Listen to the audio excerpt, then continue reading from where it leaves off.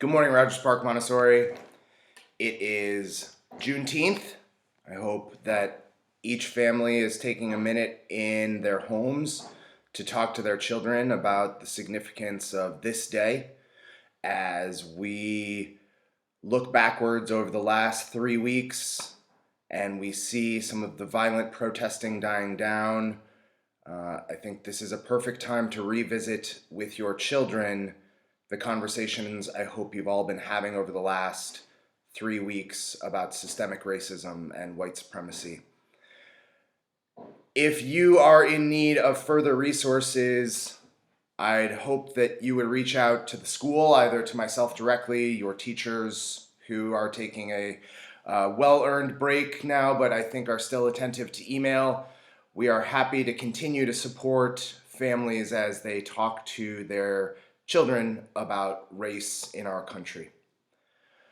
Wanted to give a quick update on a couple of planning priorities at the school.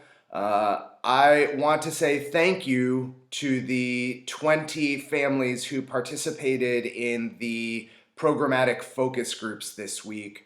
I had the real honor of speaking with families over the last 4 nights and heard varied perspectives in terms of home learning. Over the next couple of weeks, we will have some meetings with the teachers to understand their perspective, and we will launch into some planning for the fall with the real goal of providing as much in-person instruction as is safe and is allowable by government entities. We continue to look at IDPH and CDC for guidance in coming back in the fall. We're watching what's happening with the summer camp programs around the city that have opened, all while running a wide breadth of online summer programming. I'm personally really excited to meet with my 4 9 to 12 students in a couple of weeks to do 2 weeks on exploration and meet with them virtually. It's an exciting opportunity for me personally to get back into teaching mode a little bit. We're looking really carefully at things like screening.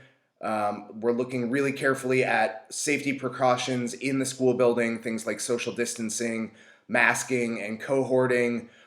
We have already taken action on purchasing supplies for disinfecting the rooms once the children move out of them, and should be prepared to give the community a fuller report on our procedures and protocols coming back in the fall in a couple of weeks here. In terms of hearing from me over the summer, my goal is to get out in front of the community in this way on camera every other Friday. It may be that I don't have a ton of updates depending on what new guidance we've received from public health, but I do want for us all to stay connected over the summer. It's been interesting. One of the themes that came out through the focus groups is this notion that over the last 12 weeks, many of us have felt as though the quarantine and the stay-at-home orders have caused us to pull inward. And for some, we've shared the opportunities that has created for our families. At the Blair household, that means we've had family dinner almost every night when the rhythm of our lives beforehand didn't necessarily allow that, with soccer practice and those sorts of things. Another thing that we heard through the focus groups is that it sounds like people are really hungry to connect with one another. And to that end, I'm going to start gathering some information around what topics might people like to discuss in these small gatherings, and the school will talk a little bit about how we can work to facilitate those both now and in the fall, because we know that the traditional community gatherings, the opportunities for parents to gather, may look very different.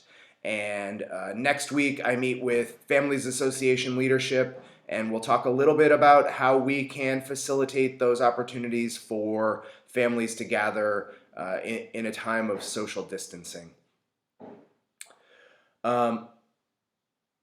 A couple other pieces are we have summer school and summer camps are fully registered. We're excited next week to offer a summer service component in partnership with the Common Pantry.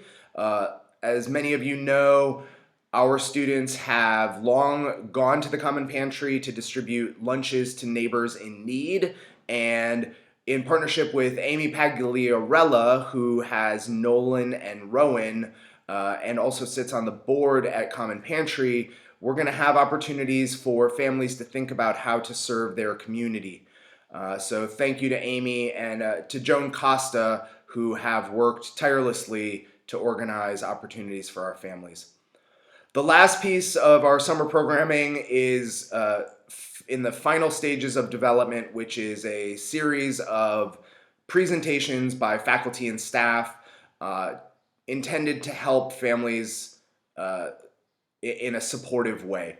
So we'll cover topics like helping your 2-year-old learn to toilet, but we'll also have a presentation on the role of technology. And we hope that you all come out and bring your questions and enthusiasm. So those are the pieces of our summer. Hopefully all of you have found a rhythm that feels good for your families. I want to say that I continue to be so incredibly grateful for this community.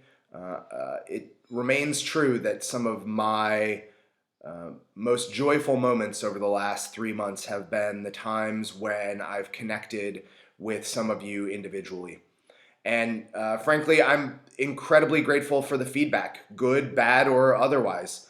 I think we did not expect to be in this sort of situation, and it has been helpful to hear how it's landed at each of your homes. I think the one universal truth is that it has affected all of us differently.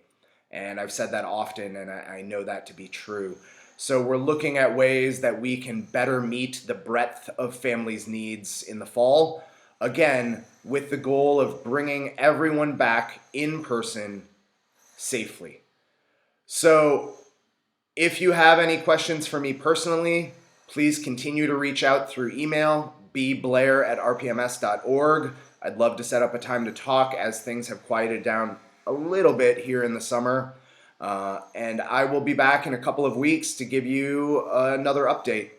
Hope you're all well and getting outside. Keep learning and be kind to one another.